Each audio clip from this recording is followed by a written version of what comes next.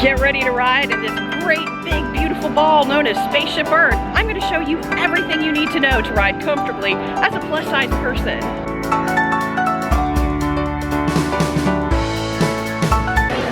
Welcome to Pammie Plus Parks. I'm Pammie, your plus-size fairy godmother, bringing you all the magic Disney and Florida has to offer plus-size people. Today I'm at Walt Disney World's Epcot, and we're about to go on the most iconic ride in the park, Spaceship Earth. That's right, the big golf ball. This is a really nice, cool, dark, slow-moving ride that's going to be suitable for just about everybody in your family.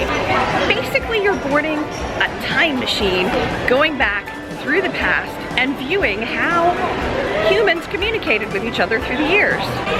But there's a lot more to this ride than that. I'm actually going to show you how to board, how to exit.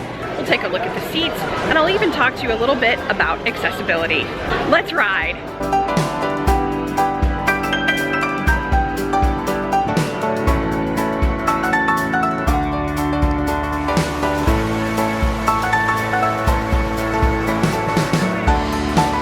Before we get on Spaceship Earth, let me share a few things about myself to help you decide if this ride is going to work for you.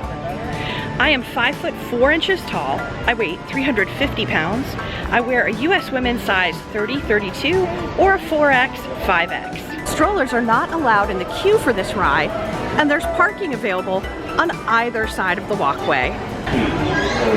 Welcome to our travelers. Can you bring up the ramp, please? Please take small children by the hand and walk your step onto the moving platform. The platform in your left hand, and watch your step onto the moving platform. The platform is moving at the same speed as your time machine did. Please take small children by the hand and watch your step. Feet and legs inside the vehicle.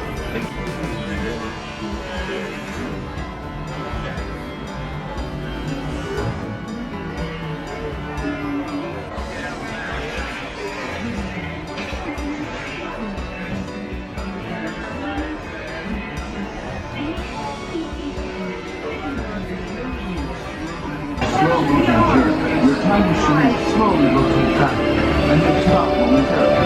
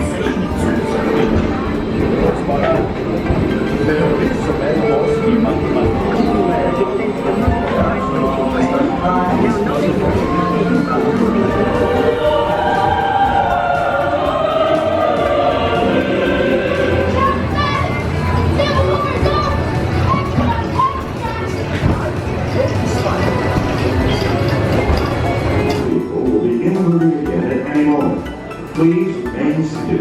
We'll resume our journey shortly. Thank you. Sometimes when the ride pauses, it's to help somebody who has special mobility needs get on or off the ride. So yes, they will slow it down or even stop the ride.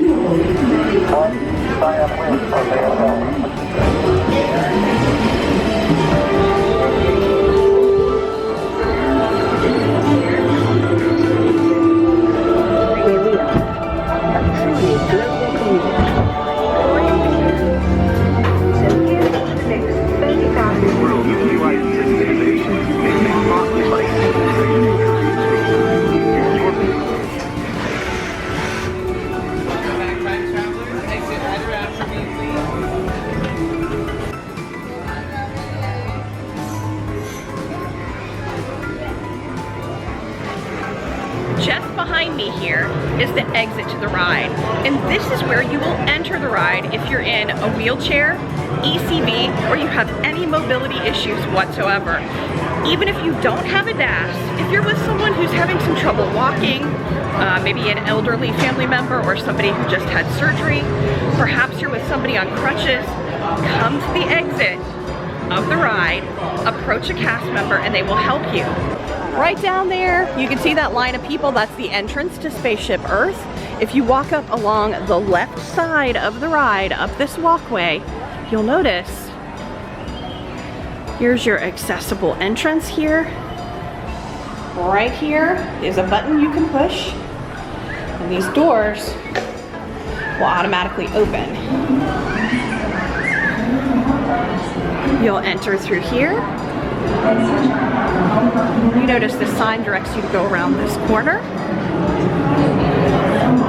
And here you go. This is where you will load if you have any mobility issues. And again, you can see there's folks lined up on the benches. Some have their wheelchairs parked. There's ECV parking, there's stroller parking. Everything you need is here. See this bench area here and this seating area? These cast members will have you take a seat and you'll rest and wait. And every 5 minutes, they bring a group of people who have mobility issues into the exit up this ramp and load them on the ride. One other amazing thing about the way they load folks here is they wait for everyone to exit the ride, and as soon as everyone has exited the ride, they'll then bring anybody with mobility issues onto the ride. So no one's going to be watching you transfer onto the ride. So they bring you up that ramp, you go into the loading area. All of the cars are empty, everybody's out of there. They will have stopped the moving walkway, and you'll have all the time that you need to carefully and safely board the ride. You gotta love Disney. They think of everything. They're here to help you. Don't forget, ask for what you want, ask for what you need, and they are going to be happy to help you. I'm taking a little break here at Electric Umbrella right after having ridden Spaceship Earth, and it occurred to me that you guys might want to know a little bit more about how to board, because I can't really show you that when I'm on my own. I can't show myself getting on. But as you can see, there's a small step up. It's really not much of anything. When I step on sideways.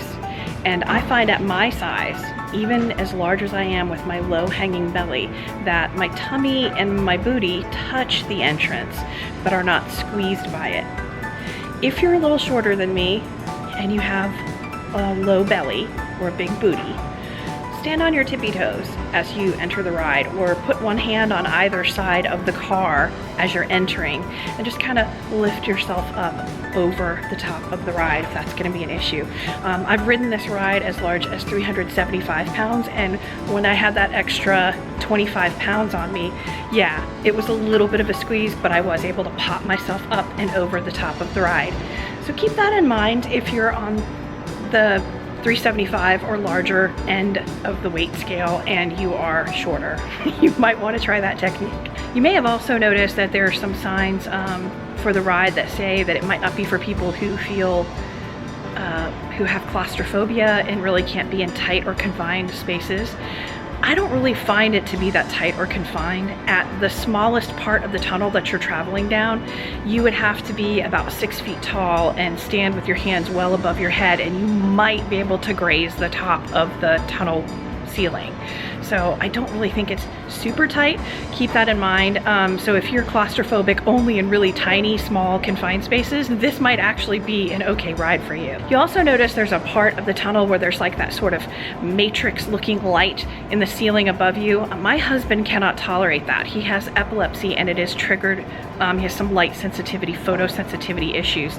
So during that section of the ride, he pulls his ball cap over his eyes and just kind of creates a seal so he can't see it. And I give him a little tap when we're through that portion of the ride so that he can take his hat off. Now be aware, this ride does rotate a couple of times, very, very slowly. There's lots of verbal warnings telling you that the ride is about to rotate, and you're not at a very steep angle or anything like that, and it doesn't do it fast at all. This is a very slow moving ride. If you happen to have a little one that's terrified of the dark, there are sections of this ride that are in almost complete darkness, so this might not be a suitable ride for them, even though it is not at all scary.